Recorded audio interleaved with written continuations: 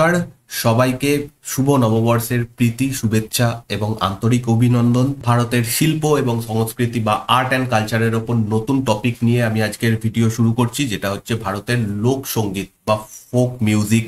পশ্চিমবঙ্গের বিভিন্ন সরকারি চাকরির প্রস্তুতি যারা নিচ্ছ, তোমরা অনেকেই এই ব্যাপারটা মিস করে যাও যে আর্ট অ্যান্ড কালচার বা এই সমস্ত জিনিসগুলোর ওপর খুব বেশি ফোকাস করো না, এবং এই এই টপিকের ওপর খুব ভালো খুব ডিটেলস ভিডিও তোমরা ইউটিউবে খুব কম পাবে। তো সেটার জন্যই আমার চেষ্টা এই প্লেলিস্টটা যাতে তোমাদের আর্ট অ্যান্ড কালচারের ওপরে প্রপার প্রস্তুতি হয়, তোমরা এখান থেকে পড়তে পারবে। পুরো ডিটেলসে আমি সমস্ত ক্লাসগুলো তৈরি করছি, এবং তোমরা যারা সরকারি চাকরির প্রস্তুতি নিচ্ছ, তোমরা একবার আমার চ্যানেলের প্লেলিস্টে গিয়ে দেখতে পারো, যেখানে প্রত্যেকটা ক্লাস প্রত্যেকটা প্লে লিস্ট আমি খুব যত্ন করে প্রপার ডেপথে গিয়ে আলোচনা করেছি, এবং তোমাদের হেল্প হবে এই প্লে লিস্টগুলো দেখলে। অবশ্যই যারা নতুন, এই চ্যানেলের প্লে লিস্টে গিয়ে সমস্ত ক্লাস দেখতে ভুলো না।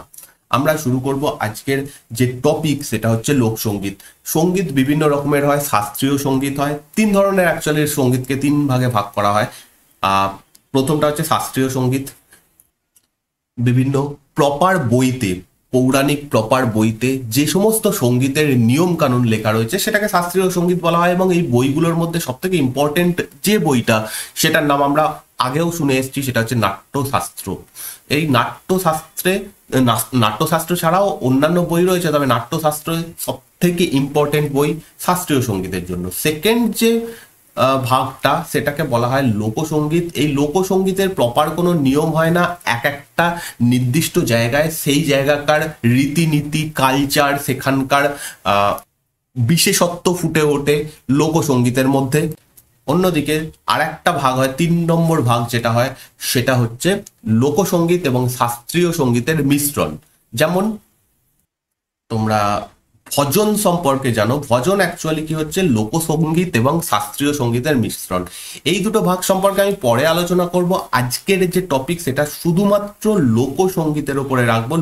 ভারতের বিভিন্ন যে লোকসঙ্গীত রয়েছে সেইগুলো সম্পর্কে আলোচনা করব, এবং তার প্রথমেই যেটা খুব ইম্পর্টেন্ট এবং খুবই পপুলার, সেটা হচ্ছে বাউল সঙ্গীত।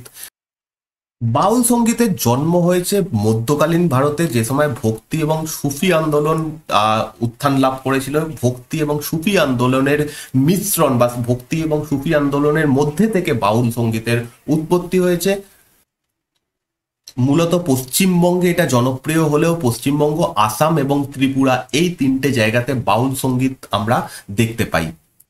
ভক্তি আন্দোলনেরও যে বৈষ্ণববাদ, এটার ওপর খুবই বেশি প্রভাব বিস্তার করে। সেই সঙ্গে সঙ্গে সুফি আন্দোলনের সময় সুফি আন্দোলনের যে বক্তব্য, সেটাও বাউল গানের মধ্যে ফুটে ওঠে। বিখ্যাত কিছু বাউল সঙ্গীতের নাম: যতীন দাস, পূর্ণচন্দ্র দাস, লালন ফকির, নবীন দাস, সনাতন দাস ঠাকুর বাউল, এরা খুবই বিখ্যাত। এদের মধ্যে লালন ফকির খুবই বিখ্যাত একজন বাউল সঙ্গীত ছিলেন। ওয়ান এটা জম্মু কাশ্মীরের লোকসঙ্গীত। বিভিন্ন সিনেমাতে তোমরা এই জিনিসটা দেখেছো, এই গান পদ্ধতিটা দেখেছো। মূলত জম্মু কাশ্মীর অঞ্চলে যে বিবাহের অনুষ্ঠান, সেখানে এইটা পারফর্ম করা হয়। পাণ্ডবানী ছত্তিশগড়ের সব থেকে ইম্পর্টেন্ট একটা লোকসঙ্গীত, এবং এই সঙ্গীতের একজন বিখ্যাত শিল্পী তিজন বাই, যিনি ফেমাস করেন এই সঙ্গীত ধারাটিকে। তো পাণ্ডবানী ছত্তিশগড়ের লোকসঙ্গীত। এই লোকসঙ্গীতটা মূলত মহাভারতকে কেন্দ্র করে তৈরি। মহাভারতের যে সমস্ত গল্প রয়েছে তার উপরে বেস্ট করে এটা গাওয়া হয়। মহাভারতেরও যে বিভিন্ন ক্যারেক্টার রয়েছে, তার মধ্যে ভীমের ক্যারেক্টারকে বেশি জোর দেওয়া হয় এই গানে।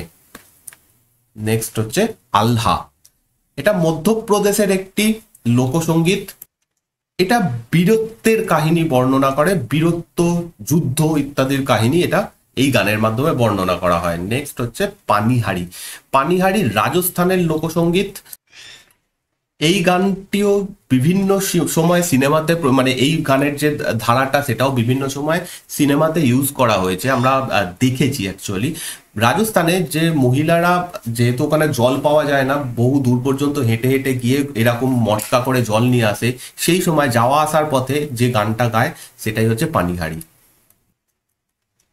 ওভি, গোয়ার একটি লোকসঙ্গীত হচ্ছে ওভি। গোয়া ছাড়াও মহারাষ্ট্রে এই গানটা গাওয়া হয়। এটা মূলত মহিলারা গান। এখানে গোয়ান যারা মহিলা, গোয়া এবং মহারাষ্ট্রের যারা মহিলা, তারা তাদের কাজ শেষ করার, গৃহস্থের কাজ শেষ করার পরে যে অবশিষ্ট সময়টা, সেই সময় বসে প্রাচীনকালে এই গানটা গাইতেন। তো সেইখান থেকে এই গানটার উৎপত্তি হয়েছে। নেক্সট, পাই গান। মধ্যপ্রদেশের লোকসঙ্গীত হচ্ছে পাই গান। এটা মূলত উৎসবের গান। যে সমস্ত উৎসবগুলো মধ্যপ্রদেশে বর্ষাকালে হয়, সেই সমস্ত উৎসবে এই গানটা গাওয়া হয়। লাবণী, লাবণী অ্যাকচুয়ালি একটা নাচের নাম, লোকনৃত্য, যেটা মহারাষ্ট্রের ফেমাস লোকনৃত্য। তবে সেই নাচের সঙ্গে যে গানটা গাওয়া হয় সেটাও লাবণী গান নামেই পরিচিত। এবং এখানে যে গানটা করা হয় তার মূল যে বাদ্যযন্ত্র সেটা হচ্ছে ঢোলক। ঢোলক বলে একটা বাদ্যযন্ত্র, খুব বড় ঢোল টাইপের একটা যন্ত্র এখানে এই লাবণী গানের সঙ্গে ব্যবহার করা হয়। মান্দ, মান্দ লোকসঙ্গীত রাজস্থান রাজ্যের বিখ্যাত একটি লোকসঙ্গীত। এই সঙ্গীতের জন্ম হয়েছে রাজস্থানের যে রাজপুত রাজারা ছিল তাদের দরবারে, রাজপুত রাজাদের দরবারে এই গানটা গাওয়া হতো এবং তারা এই বিভিন্ন সঙ্গীত শিল্পীদের পৃষ্ঠপোষকতা করতেন। সেখান থেকে এই মান্দ গানের জন্ম হয়েছে। পেয়াদা, মহারাষ্ট্রের রাজ্যের একটি লোকসঙ্গীত। এটা অ্যাকচুয়াল উচ্চারণ হচ্ছে পোয়াদা। পোয়াদা হচ্ছে এটার অ্যাকচুয়াল উচ্চারণ এই গানটার।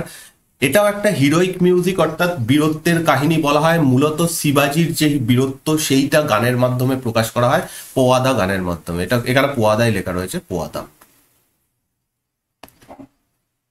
খাংজম পার্ব, মণিপুর রাজ্যের বিখ্যাত একটি লোকসঙ্গীত হচ্ছে খাঞ্জম পর্ব।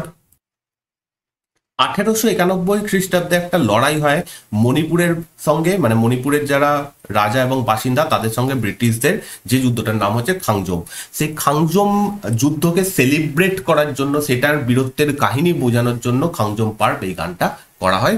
তো মণিপুরের এটা একটা লোকসঙ্গীত। ভাবগীত বা ভাবগীতে, এটা কর্ণাটক এবং মহারাষ্ট্রের লোকসঙ্গীত, খুবই জনপ্রিয় লোকসঙ্গীত। এটা মেনলি ইমোশনাল সং, আবেগপ্রবণ গান, এবং এগুলো, এই গানগুলো পুরুষরা গায়, এখানে মহিলারা পারফর্ম করে না। মান্ডো, গোয়ার জনপ্রিয় লোকসঙ্গীত হচ্ছে মান্ডো। এই লোকসঙ্গীতে গিটার, ভায়োলিন ইত্যাদি যে যন্ত্র, মানে যেগুলো ইউরোপীয় যন্ত্র, সেইগুলোর খুবই বেশি ব্যবহার করা হয়। কোলানাল্লু বা কোলাট্টাম, অন্ধ্রপ্রদেশের একটি লোকনৃত্য। এটা তার সাথে সাথে যে গানটা গাওয়া হয় সেটাও কোলামাল্লু বা কোলাট্টাম নামে পরিচিত। এটা তাই জন্য নৃত্য এবং গীতের সংমিশ্রণ। এই নৃত্যটার বিশেষ বৈশিষ্ট্য রয়েছে। এটা যেমন দান্ডিয়া খেলা হয় বা দান্ডিয়া রাস বলে যে লোকনৃত্য রয়েছে গুজরাটে, সেটারই মতো অন্ধ্রপ্রদেশে এটা পারফর্ম করা হয়। এগুলো ছাড়াও বেশ কিছু লোকসঙ্গীত রয়েছে যা বিভিন্ন জায়গাতে, সেইগুলোর সম্পর্কে একটু জেনে নেব। এতক্ষণ যেগুলো আলোচনা করলাম সেগুলো খুবই ফেমাস। এছাড়াও অনেক লোকসঙ্গীত রয়েছে, যেমন সোহার। সোহার হচ্ছে বিহারের লোকসঙ্গীত। বিহারে কোনো বাচ্চার জন্ম হলে, নতুন কোনো বাচ্চার জন্ম হলে একটা গান গাওয়া হয় যেটাকে সোহার বলা হয়। নেক্সট হচ্ছে জিকির।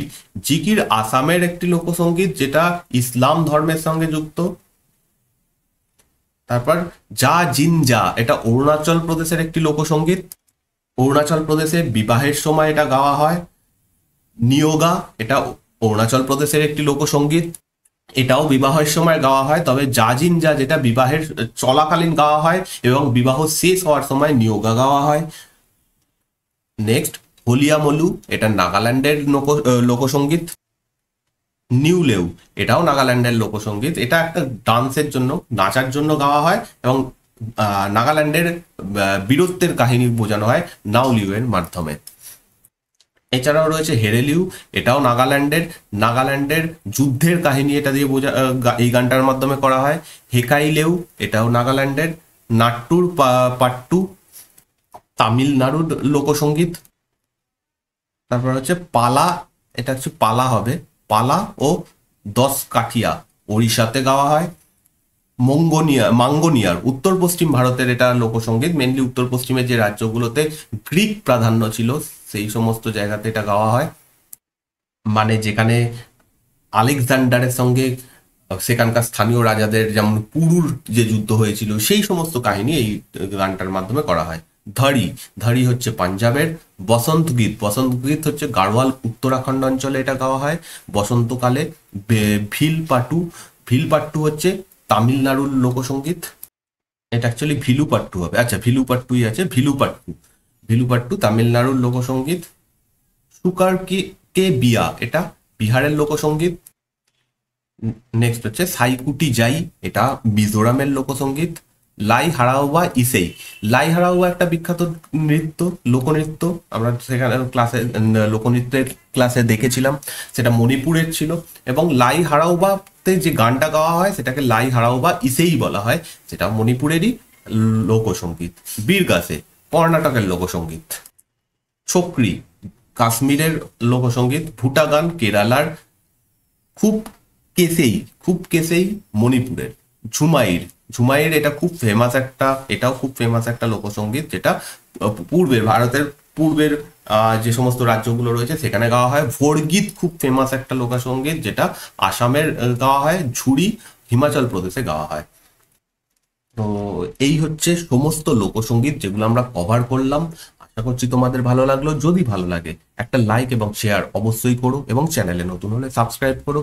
প্লে লিস্টে গিয়ে অন্যান্য ভিডিও অবশ্যই দেখো, এবং এই পিডিএফটা পেয়ে যাবে টেলিগ্রাম চ্যানেলে। যদি তোমাদের কিছু কোশ্চেন, ডাউট বা কিছু বলার থাকে টেলিগ্রাম গ্রুপে এবং নিচে ভিডিওর নিচে কমেন্ট করে আমাকে বলতে পারো। থ্যাংক ইউ এই ভিডিওটা দেখার জন্য।